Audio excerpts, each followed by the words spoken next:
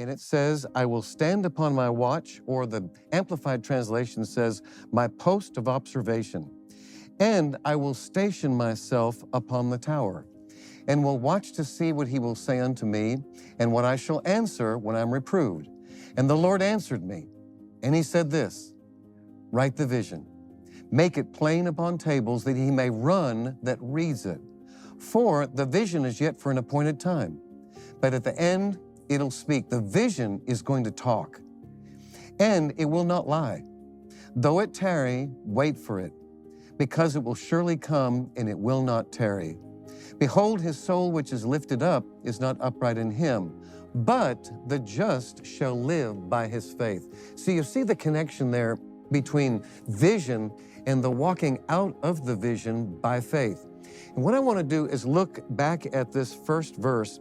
It says, I will stand upon my watch, I'll set myself upon the tower, or my post of observation, and I will watch to see what he will say unto me, and what I shall answer when I'm approved. This is talking about how important it is to know where the source of your vision is. You know, you can sit around all day making up things and guessing at things and pretending to have vision, but you know something? The greatest vision that you can have is the vision that the Father has for you. What does he want for you? What does he see for you? And that way you can work with him, and he will work with you in the fulfillment of that vision. So it says here that we will see what he will say unto me. And that's talking about a vision that comes out of the heart of the Father. Really, it's talking about a heavenly vision. That's right, a vision that comes out of heaven. And that's what I want to talk to you about today, is the heavenly vision. So turn with me over to Acts. I'm going to go to Acts chapter 26. And here in Acts chapter 26, we have the Apostle Paul, and he's giving his testimony to King Agrippa. He's making his presentation of what he's been through, what has happened in his life, and the things that he has before him. And I'm going to read through this with you and then go back through it again.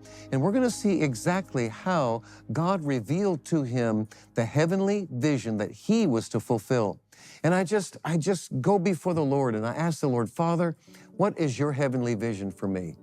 And you should ask him that. What's your heavenly vision? What do you have in store for me that you have planned for me to walk out?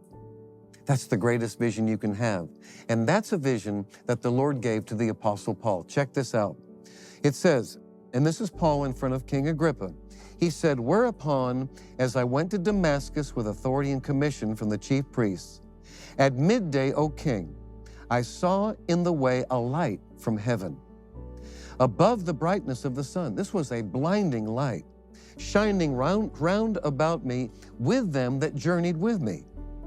And when we were all fallen to the earth, I heard a voice speaking unto me and saying in the Hebrew tongue, Saul, Saul, why are you persecuting me? It's hard for you to kick against the pricks. Or one translation says, it's hard for you to kick against my will. Now that says something really there important about not fighting the will of God, but walking in the will of God. Well, he said, who are you, Lord? He was recognizing that somebody was there of a greater power than his. And he said, I am Jesus whom you are persecuting. But rise, stand upon your feet, for I have appeared unto you for this purpose, to make thee a minister and a witness both of these things which you've seen, and of those things in which I will appear unto you, delivering you from the people and from the Gentiles, unto whom now I send you, to open their eyes, to turn them from darkness to light, and from the power of Satan unto God, that they may receive forgiveness of sins and inheritance among them which are sanctified by faith that is in me. Now listen to this, verse 19. Whereupon, O King Agrippa, I was not disobedient unto the heavenly vision. Paul, or actually it was Saul at that time, received a vision from heaven. It came out of the heavenly realm. And it came down to him because First of all, he needed to be stopped. He was decimating the church. He was going against Jesus, persecuting Jesus and his people. And that had to stop. That had to quit. So there had to be an intervention, and that intervention took place on the road to Damascus. And now let's go through what happened here about Paul's heavenly vision. Jesus said, "But rise, stand on your feet. I've appeared unto you for this purpose." We all have a purpose. God has given you a purpose. It's a strong one too. It's a purpose to fulfill what he desires for you to fulfill in the earth. It's a purpose that he gives to us, that we're given for us to obey and to follow. And when you're following his purpose, then it's very, very easy to be able to walk that out because you're walking in line with him. You're walking in line with his vision.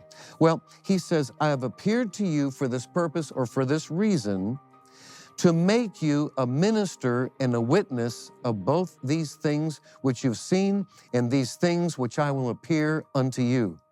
And so God was very specific about the vision that he gave to Paul. He appeared to him to make him a minister. And he was very specific about that. "I am going to make you a minister." And then he said this. He said, And of those things that I appear unto you, delivering you from the people and from the Gentiles, unto whom now I will send you. And he told him exactly who he was going to minister to. He was going to minister to the Gentiles. Can you see that when God has a heavenly vision, he has everything else that goes with it? The instructions, the details. He said to him to open, now here's the purpose.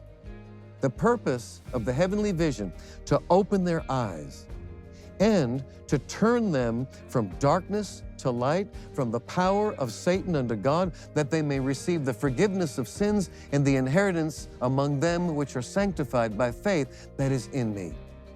Paul received in detail, fine detail, all of the particulars of the heavenly vision that God was given to him.